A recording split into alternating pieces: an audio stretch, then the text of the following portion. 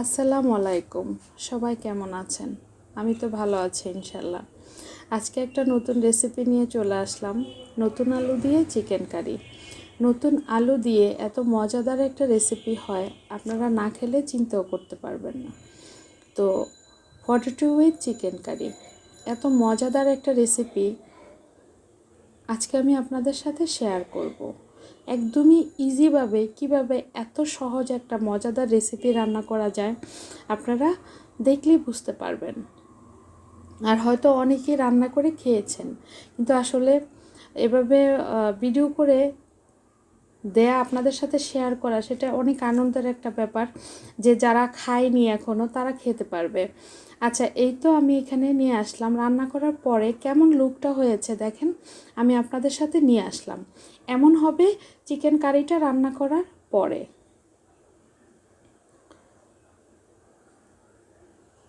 দেখেন কত মজাদার হয়েছে আর কত লোভনীয় হয়েছে, তাই না?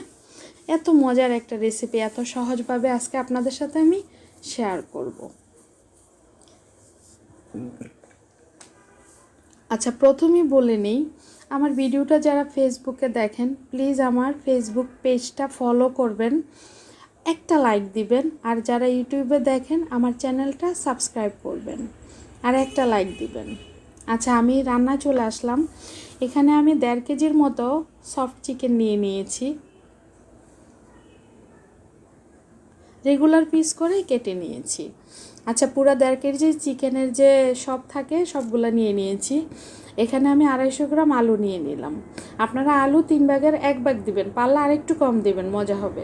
এখানে পেঁয়াজ কুচি দিয়ে নিয়ে নিলাম 250 গ্রামের মতো। টমেটো একটা কিউব করে কেটে নিয়েছি। ধনিয়ার গুঁড়া নিলাম 1 চামচ, আদা রসুন পেস্ট 1 চামচ করে 2 চামচ। এখানে হলুদের গুঁড়া 1 চামচ, মরিচের গুঁড়া 1 চামচ নিয়ে নিলাম। লবণ 1 চামচ নিয়ে নিলাম, আপনার স্বাদ মতো দিতে পারেন। এখানে লং, এলাচ, দারুচিনি, তেজপাতা সব সুন্দর করে ওয়াশ করে রেখেছি, নিয়ে দিলাম। আচ্ছা, এখন আমি এগুলো সব কিছু এখানে গুছিয়ে রেখেছি, আমার রান্না করতে খুবই সহজ হবে। আপনারা যদি এভাবে সব কিছু গুছিয়ে নেন তাহলে দেখবেন রান্না করতে কোনো প্যারা লাগবে না, অনেক অনেক এনজয় করে রান্না করতে পারবেন। রান্না করতে কোনো ঝামেলাই মনে হবে না, কারণ আপনি তো সব কিছু রেডি করে নিয়েছেন, এখন নেবেন আর রান্না করবেন। আচ্ছা, আমি এখানে চিকেনটা আজকে ভেজে রান্না করব, সেই জন্য চিকেনটা এখন আমি একটু ম্যারিনেট করে রেখে দিব। আচ্ছা, এখানে আমি একটা চামচ নিয়ে নিলাম। আচ্ছা, প্রথমে একটু লবণ দিয়ে নিচ্ছি, এখানে স্বাদ মতো একটু লবণ দিয়ে নিব।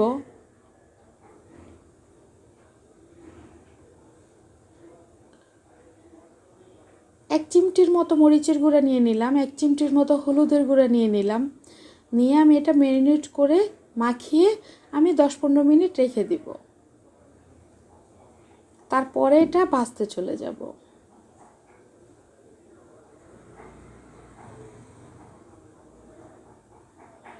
এই তো আমি এটা সুন্দর করে মাখিয়ে রেখে দিলাম। এটা ম্যারিনেট করে 10-15 মিনিট রেখে দিলে এনাফ, এর বেশি প্রয়োজন হবে না। আসলে অনেকেই এরকম যে সফট চিকেন খেতে চায় না, তো আপনারা যদি এভাবে রান্না করেন অবশ্যই খেতে পারবেন, অনেক টেস্ট হবে খেতে, অনেক মজা হবে খেতে। আচ্ছা, এখানে আমি একটা ফ্রাই প্যান নিয়ে নিলাম, আমার ফ্রাই প্যানটা প্রায় গরম হয়ে গিয়েছে। এখন আমি সয়াবিন তেল দিয়ে নিব। আসলে আপনারা চাইলে সরিষার তেলও দিতে পারেন, আমি এখানে ভেজিটেবল অয়েল দিয়ে নিলাম।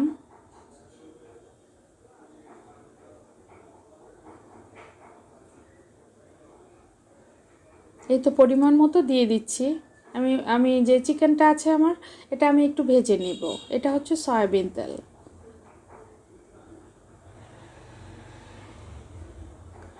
এটা হচ্ছে সরিষার তেল, আপনারা চাইলে সরিষার তেল দিয়েও রান্না করতে পারেন, বা কেউ যদি চান এক্সট্রা ভার্জিন অলিভ অয়েল সেটা দিয়েও রান্না করতে পারেন, আপনাদের ইচ্ছা। আচ্ছা, এখন যখন তেলটা গরম হয়ে যাবে আমি চিকেনটা দিয়ে দিব।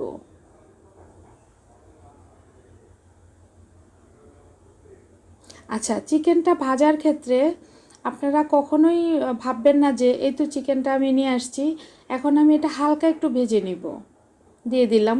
আচ্ছা, আমি এটা একটু পরে পরে নেড়েচেড়ে ভেজে নিব। আর আপনাদের সাথে একটু কথা বলি, আপনারা অনেকে হয়তো ভাবতে পারেন যে চিকেনটা আমি একদম ফুল লাল করে ভেজে তারপরে রান্না করব। একদমই মজা হবে না কিন্তু, কারণ চিকেনটা যখন আপনি লাল করে ফেলবেন তখন চিকেনের মধ্যে যে একটা জুসিনেস থাকে সেটা কিন্তু থাকবে না। তাহলে কি হবে জানেন, চিকেনটা ড্রাই হয়ে যাবে। কারণ চিকেনে একদম লাল হইলে চিকেনটার ভিতরের জুসগুলো শুকিয়ে যাবে, চিকেনটা খেতে একটু মজা হবে না, শুটকি শুটকি লাগবে। সেই জন্য আপনাকে কি করতে হবে, হালকা করে ভেজে রান্না করতে হবে, তাহলে সফটনেসটা থেকে যাবে, জুসিনেসটা থেকে যাবে। হ্যাঁ, হয়তো বলতে পারেন তাহলে তো আমরা ফ্রাইড চিকেন খাই, ফ্রাইড চিকেনের মধ্যে কিন্তু উপরের দিকে বড় একটা কোটিং থাকে, যে কোনো কিছু দিয়ে ব্রেড ক্রাম হোক, ফ্লাওয়ার হোক, বা যে কোনো কিছুর একটা বেসন হোক, কোটিং থাকে। সেই জন্য ভিতরের যে জুসিনেসটা সেটা কিন্তু শুকোতে পারে না। আর আমরা কিন্তু এখানে কোনো কোটিং করি চিকেনে, কোনো কোটিং করিনি, আমরা কিন্তু এখানে শুধু লবণ মরিচ দিয়ে একটু হলুদ দিয়ে ভাজতেছি। এই জন্য রান্নার মধ্যে কিন্তু অনেক টেকনিক আছে। এই জন্য আপনারা চিন্তাভাবনা করে রান্না করবেন যাতে রান্নাটা মজা হয়, বা যে খাবে সে যাতে মজা করে জিনিসটা খেতে পারে। রান্না তো আমরা সবাই পারি, কিন্তু কিছু প্রসেস আছে, সেগুলো যদি জেনে রান্না করি তাহলে আসলে রান্নাটা একদম পরিপাটি হয়। তো এই তো ভেজে নিচ্ছি সুন্দর করে, আমি চিকেনটা নেড়েচেড়ে একটু পরে পরে আমি ভেজে নিব, কারণ পুড়তে দিব না। যদি পুড়ে যায় তাহলে কিন্তু চিকেনের জুসিনেসটা চলে যাবে। আসলে আপনাদের সাথে আমি ছোটো ছোটো ভিডিও বানাই, অনেক কথা বলতে পারি না। আজকে ভিডিওটা একটু বড় করেছি যাতে আপনাদের সাথে আমি কিছু কথা বলতে পারি। আচ্ছা, আমার আমার ফেসবুকে প্রায় 5,000-এর মতো আমার ফেসবুক ফ্রেন্ড আছে। তো আমার ইউটিউবে সাবস্ক্রাইব হলো মাত্র 50 থেকে 55 জন মনে হয়। তো আপনারা যদি অর্ধেক লোক আমার ইউটিউবের যে চ্যানেলটা আছে সাবস্ক্রাইব করেন, তাহলে কিন্তু আমার প্রায় 2-2.5 হাজার সাবস্ক্রাইবার হয়ে যায়। তো আমার যারা ফ্রেন্ড আছেন ফেসবুকে, সবার কাছে আমার একটা রিকোয়েস্ট থাকবে, আমার প্রত্যেকটা ভিডিওর সাথে ইউটিউবের লিঙ্ক দেওয়া থাকে, আপনারা লিঙ্কটা ক্লিক করবেন আর আপনারা ইউটিউবে চলে যাবেন। আমার ইউটিউব চ্যানেলে যে লাল লেখাটা থাকে সাবস্ক্রাইব, সেখানে প্রেস করবেন, তাইলেই সাবস্ক্রাইব হয়ে যাবে। আপনাদের তো কোনো টাকা লাগবে না, তাই না? আপনারা আমার ফেসবুক ফ্রেন্ড, আপনারা তো করতেই পারেন, তাই না? তো আমার ইউটিউবের যে চ্যানেলটা আছে সাবস্ক্রাইব করে দিবেন, আর আমার ফেসবুক পেজটা একটা ফলো করবেন। ফলো যেখানে লেখা সেখানে ফলো করলে ফলোইং হয়ে যাবে, তখন আমার পেজটা ফলো করবেন আর একটা লাইক দিবেন। সবার কাছে আমার এতটুকু রিকোয়েস্ট রইল, যারা আমার ফেসবুক ফ্রেন্ড আছেন তাদের কাছে আমার এই রিকোয়েস্টটা রয়ে গেল। সবাই আমাকে যদি সাপোর্ট করেন তাহলে হয়তো আরেকটা নতুন ভিডিও বানানোর জন্য আমার উৎসাহ লাগবে। আমি চিন্তা করতেছি আমি ডেইলি লাইফ ব্লগগুলো করব। আমার এই চ্যানেলের প্রোগ্রেস কি সেটা দেখে তারপরে করব। যদি প্রোগ্রেস ভালো না হয় তাহলে করব না, আর প্রোগ্রেস যদি ভালো হয় তাহলেই করব। তো আপনারা যদি আমাকে সাপোর্ট করেন, আমি ডেলি ব্লগগুলো করব, আমি কি করি, আমার নিত্যদিনের কোথায় যাই, কি কেনাকাটা করি, বাসায় কি করি, পুরো ডেইলি লাইফ আপনাদের সাথে শেয়ার করব। তো আপনারা যদি আমাকে সাপোর্ট করেন, যে আমার যে চ্যানেলটা আছে ফেসবুকের যে চ্যানেলটা সেটা ফলো করেন, বা ইউটিউবের যে চ্যানেলটা সেটা সাবস্ক্রাইব করেন, তখন আমি ডেলি ব্লগগুলো বানাবো। আগে দেখি এই চ্যানেলের কি অবস্থা, তারপরে, কারণ ওইটা বানাতে তো আরও কষ্ট হয়। এই জন্য আমি চিন্তা করতেছি যে আগে দেখি এই চ্যানেলের অবস্থা কি। যদি ভালো হয় তাহলে আমি ডেলি লাইফ ব্লগ বানাবো, আর যদি ভালো না হয় তাহলে চিন্তা করব হয়তো না করার জন্য। তো সবার কাছে আমার একটা রিকোয়েস্ট রইল। আচ্ছা, চিকেনটা আমার ভাজা হয়ে গেছে, আপনাদের সাথে কথা বলতে বলতে এখন আমি উঠিয়ে নিলাম। আচ্ছা, আমি এই প্যানটাতেই আলু একটু ভেজে নিব। এখানে দেখেন আমি কতটুকু আলু নিয়েছি, আপনারা চিকেনের 3 ভাগের 1 ভাগ আলু নেবেন, না হলে কিন্তু পুরো তরকারি নষ্ট হয়ে যাবে, মজা হবে না। 1 চিমটি হলুদের গুঁড়া দিয়ে নিলাম আলুতে, 1 চিমটি লবণ দিয়ে নিলাম। এখন আমি একটু আলুটা ভেজে নেব। অনেক কথা বলে ফেললাম, তাই না? একটা সময় ছিল আমার মুখ দিয়ে একটা কথা বের হইতে 10 মিনিট লাগতো, কারণ আমি তো কথাই বলতে পারতাম না। আর যারা বড় ভাই ব্রাদার ছিল, বড় আপু যারা ছিল, সবাই শুধু বলতো আমাকে মগা। এখন তো আপনাদের সাথে কত কথা বলি আমি, তাই না? আমার আম্মা এখনো আমার মগাই বলে। আচ্ছা, তো আমি আলুটা সুন্দর করে ভেজে নিচ্ছি। আর আমার কাকা তো আমাকে আহাম্মক ছাড়া কিছু বলতো না, সবসময় আমাকে আহাম্মক বলে। তো পুরো আহাম্মক, এর কিছু বুঝে। আমার বাড়ি তো কুমিল্লার টান চলে আসছে কথা বলতে বলতে। অনেকদিন পরে পুরনো কথা মনে পড়ে গেল। আল্লাহ রাব্বুল আলামিন সবাইকে ভালো রাখেন, সুস্থ রাখেন। একদিন আমি আমাদের বাসায়, আমার একটা কাজিন আমাদের সামনের রুমটাতে থাকতো একটা সময়, তখন তো আসলে প্রচুর বিদ্যুৎ চলে যেত। তো এখন বিদ্যুৎ যাওয়ার পর একটা মোমবাতি নিয়ে আসছি। পরে মোমবাতিটা এই যে ম্যাচের কাঠি আছে না, সেটা দিয়ে আমি জ্বালাবো, তো জ্বালাইতে পারতেছি না, অনেক চেষ্টা করতেছি। পরে মাসুদ ভাই আমারে বলে যে তুই আসলে একটা বেয়াক্কেল, আরে আহাম্মক, তুই জীবনে কিছুই করতে পারবি না, একটা ম্যাচের কাঠি দিয়ে মোমবাতি জ্বালাইতে পারস না, তুই কি করবি? আল্লাহ, মনে পড়ে গেল কথাটা। আল্লাহ রাব্বুল আলামিন ভাইকে জান্নাতবাসী করুক। অনেকদিন পর ভাইয়ের কথা মনে পড়লো। আপনারা সবাই দোয়া করবেন আমার ভাইয়ার জন্য, যাতে আল্লাহ রাব্বুল আলামিন ভাইকে জান্নাতবাসী করে। আমাদের একটা কাজিন মারা গেছে উনি, তো মনে পড়ে গেছে ওনার কথাটা। আসলে আমি অনেক বোকা ছিলাম, এখনও বোকাই, কি আর বুঝি। তো আমি এখানে পেঁয়াজ কুচি দিয়ে নিলাম, দিয়ে লবণ দিয়ে নিলাম, ভেজে নিচ্ছি। আচ্ছা, আপনারা যদি পেঁয়াজ ভাজার ক্ষেত্রে আপনারা যদি তেলটা কম করে দেন, তাহলে কিন্তু পেঁয়াজটা তাড়াতাড়ি লাল হয়ে যাবে। তো এখানে একদমই তেল নাই, আমার ওই কড়াইতে যা তেল ছিল ওইটা দিয়েই কিন্তু আমি পেঁয়াজটা ভেজে নিয়েছি। এখন লং, এলাচ, দারুচিনি একসাথে দিয়ে নিলাম। এটা আমি একটু তেল দিয়ে ভেজে নিব, তাহলে এটার যে সুন্দর একটা অ্যারোমা, গ্রান, সেটা বের হবে।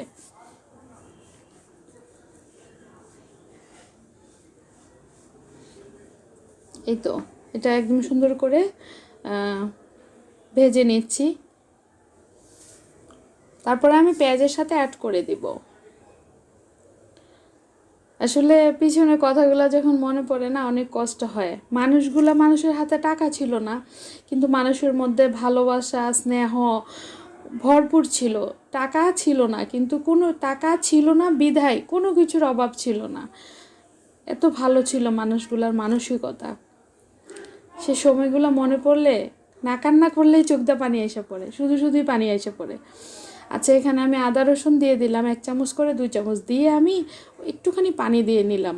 না হলে হবে কি, আদা রসুনের যে পেস্টটা আছে সেইটার মধ্যে তো একটু পানি আছে, তেল ছিটকে এসে গায়ে পড়তে পারে, এই জন্য একটু পানি দিয়ে নিলাম। এখন আমি গুঁড়া মশলা দিয়ে দিচ্ছি। হলুদ 1 চামচ, মরিচের গুঁড়া 1 চামচ দিয়ে দিলাম। এখানে ধনিয়ার গুঁড়া 1 চামচ দিয়ে দিলাম। দিয়ে আমি একটু নাড়াচাড়া করব। এখানে টমেটো আছে একটা, দিয়ে নিলাম। দিয়ে সুন্দর করে আমি একসাথে মিক্স করে দিব।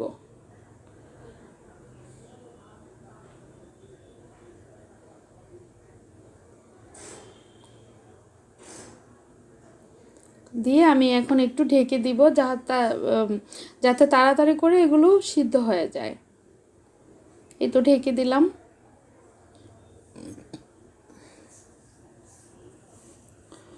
আচ্ছা, কথা বলতে নিলে হয়তো কথার মাঝখানে অনেক কিছু ভুল ত্রুটি হয়ে যায়, সবাই ক্ষমা সুন্দর দৃষ্টিতে দেখবেন প্লিজ, সবার কাছে রিকোয়েস্ট রইল।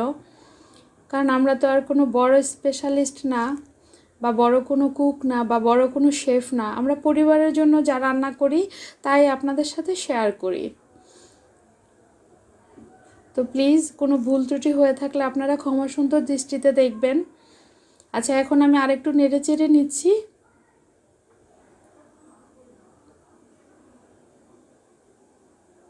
তারপরে এখানে আমি চিকেনটা দিয়ে দিব। আচ্ছা, আমি যে চিকেনটা ভেজে রেখেছিলাম, চিকেন আর আলু কিন্তু একসাথে ভেজে নিয়েছি, দুইটাই কিন্তু হাফ সিদ্ধ হয়ে গিয়েছে।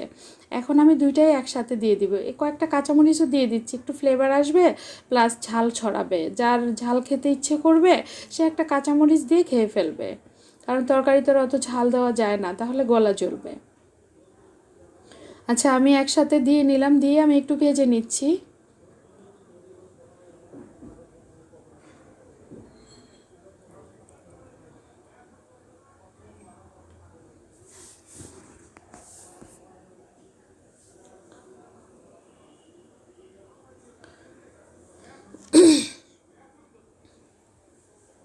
আমি এগুলো একটু মিক্স করে নেব। আচ্ছা, আমার তো বাসায় কতগুলা ছিল, চিকেনের পা ছিল, আমি সেগুলো দিয়ে দিয়েছি।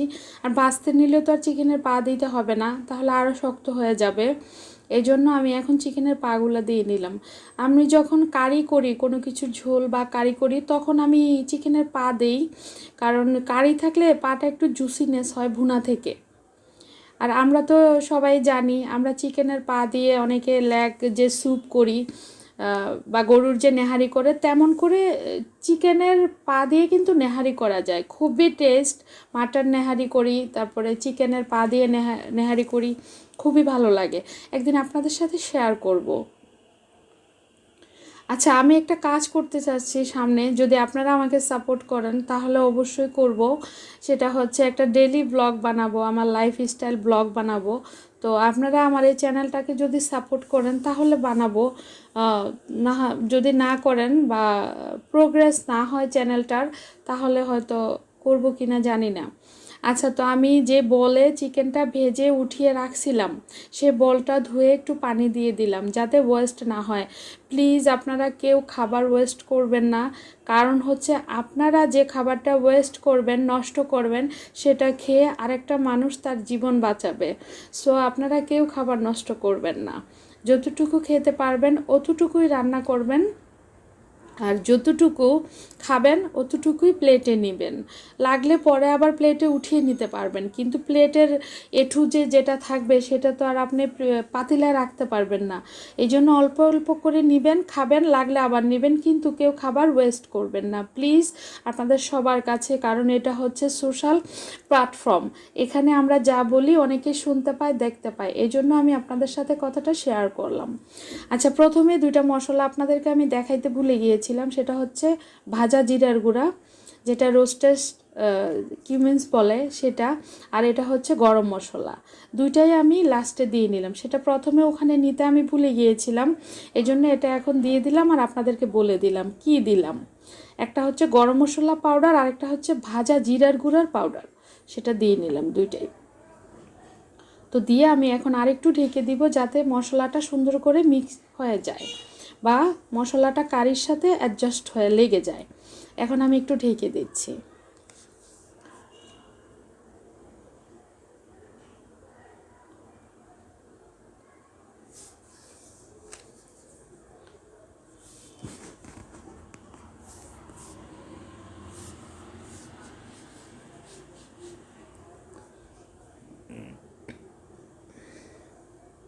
এই তো দেখেন চিকেনটা কি সুন্দর হয়ে গিয়েছে আমার। পটেটো উইথ চিকেন কারি, নতুন আলু দিয়ে চিকেন কারি, খুবই মজাদার একটা রেসিপি, সবাই রান্না করে খাবেন। আর বাসার মেয়েদেরকে বলছি একটু চেঞ্জ করে রান্না করবেন, তাহলে সবাই খেয়ে আনন্দ বোধ করবে, আপনার মনটা দেখে খুশিতে ভরে যাবে। আচ্ছা, এই তো আমি একটা সার্ভিং প্লেটে সার্ভ করে নিয়ে আসলাম। দেখেন কত সুন্দর হয়েছে, কত মজাদার হয়েছে, কত লোভনীয় হয়েছে, তাই না? দেখেন, তো আমার জন্য সবাই দোয়া করবেন, আমি যাতে নতুন আরেকটা রেসিপি নিয়ে আপনাদের সামনে চলে আসতে পারি। আল্লাহ রাব্বুল আলামিন আপনাদের সবাইকে ভালো রাখেন। আসসালামু আলাইকুম।